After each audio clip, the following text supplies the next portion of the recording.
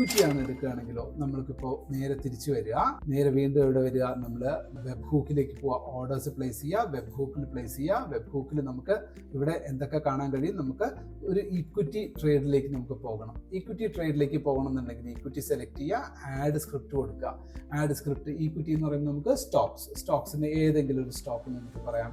ഇപ്പോൾ BEML, Bharat earth movers limited, BEML എന്ന് പറയുന്നത് ഒരു സ്റ്റോക്ക്. ഞാൻ എന്താ BEML എന്ന് സെർച്ച് ചെയ്യുമ്പോൾ തന്നെ ഇവിടെ വന്നു ഉണ്ടോ, BEML, NSE, BSE, land asset BEML associated ഉള്ള മറ്റ് സ്റ്റോക്സും വന്നു. എനിക്ക് വേണ്ടത് NSEയുടെ സ്റ്റോക്ക്, ഞാനിവിടെ ആഡ് കൊടുത്തു. നോക്കൂ, BEML ആഡ് ചെയ്തു. സെഗ്മെന്റ് എന്താണ്? ഇക്വിറ്റി ആണ്. അതിൽ നിന്നാണ് ഇൻട്രാഡേ വേണോ? ഇൻട്രാഡേ. എനിക്ക് ഡെലിവറിയാണ് വേണ്ടത്. ഡെലിവറി ഒരു ലോട്ട് മാർക്കറ്റിലല്ല, എനിക്ക് ലിമിറ്റ് പ്രൈസിൽ വേണമെന്നുണ്ടെങ്കിൽ നമ്മൾ ഇവിടെ ആദ്യം ഇതിന് മുന്നേ നമ്മൾ എന്ത് ചെയ്യണം? BEMLന്റെ ചാർട്ട് ഓപ്പൺ ചെയ്യണം. BEMLന്റെ ചാർട്ട് ഇവിടെ ഓപ്പൺ ചെയ്ത് കഴിഞ്ഞാൽ നമുക്ക് BEML ഇപ്പോൾ കറണ്ട് മാർക്കറ്റ് പ്രൈസ് എത്രയിലാണ് നിൽക്കുന്നത്?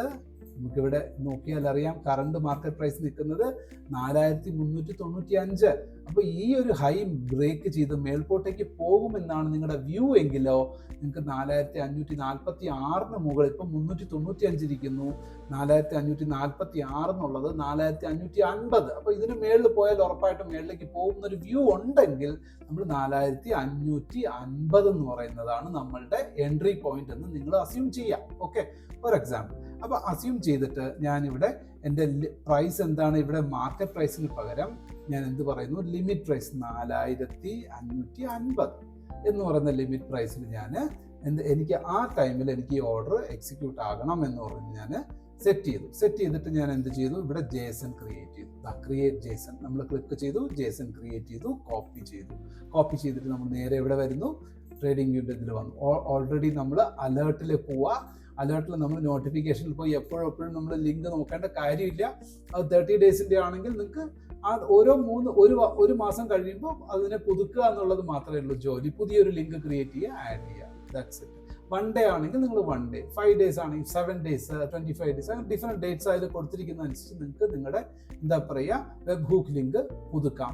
ഇത് തന്നെ നിങ്ങൾ ഇതേ വെബ് ഹൂക്ക് ഉപയോഗിച്ചിട്ട് തന്നെ നിങ്ങൾക്ക് വല്ല ആൽഗോ, നിങ്ങൾ ആരെങ്കിലും ആൽഗോ ട്രേഡേഴ്സിനെ സമീപിച്ചിട്ട് നിങ്ങൾ ആൽഗോ യൂസ് ചെയ്യുന്നവരുണ്ടെങ്കിൽ അവിടെയും നിങ്ങൾ ട്രേഡ് എക്സിക്യൂട്ട് ചെയ്യുന്നത് ഇത്തരം വെബ് ഹൂക്ക് യൂസ് ചെയ്തിട്ട് തന്നെയാണ്. ഓക്കെ, അവിടെ അത് നിങ്ങൾ വേറെ രീതിയിൽ, അത് നമുക്ക് ഇനിയൊരു ദിവസം അതിനെ പറ്റിയിട്ട് ഡീറ്റെയിൽ ആയിട്ട് പഠിക്കാം. ഇപ്പോൾ ട്രേഡിംഗ് വ്യൂ ആയിട്ട് എങ്ങനെയാണെന്നുള്ളത്. അപ്പോൾ ഇവിടെ വന്നു, ഇതിന് മെസ്സേജ് ഇവിടുത്തെ ഞാൻ മെസ്സേജ് വന്നിട്ട് എന്താ ചെയ്യുന്നത്, ഞാൻ ഈ മെസ്സേജ് റീപ്ലേസ് ചെയ്തിട്ട് ഈ മെസ്സേജ് ക്രിയേറ്റ് ചെയ്തു. Investments in the securities market are subject to market risk.